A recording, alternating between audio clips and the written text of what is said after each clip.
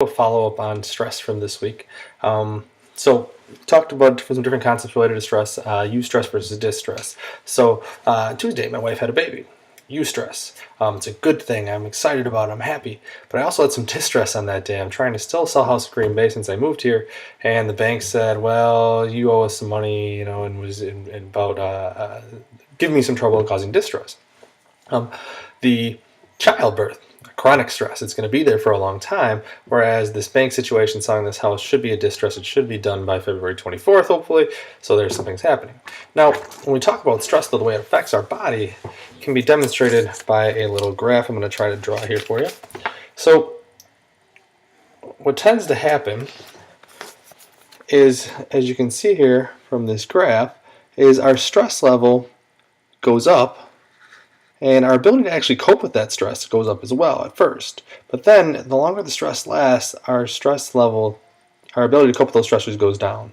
And eventually, we need this period of time where we can feel kind of exhaustion. And this is actually presented by a guy named Hans Selye, and it's called his GAS, or General Adaptation Syndrome.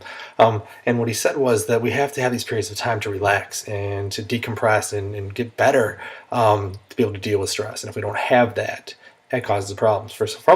So for some of you who had a lot of stress in your lives and a lot of chronic stressors, you need to find ways to cope with those, whether it's appraisal focused, so you're very optimistic and you're positive and you look at things, find the silver lining, or problem focused, so you're addressing the problems that come up. Maybe it's I need more money, so I get a second job, or I have to, manage my time better for an online class, so I take some time management strategies.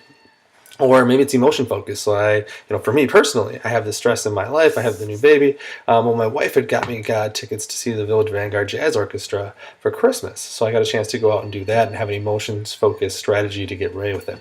Sometimes we fall into these easier strategies, often called defense mechanisms, like I rationalize and say, well, I'm short on money, but I'll make it work.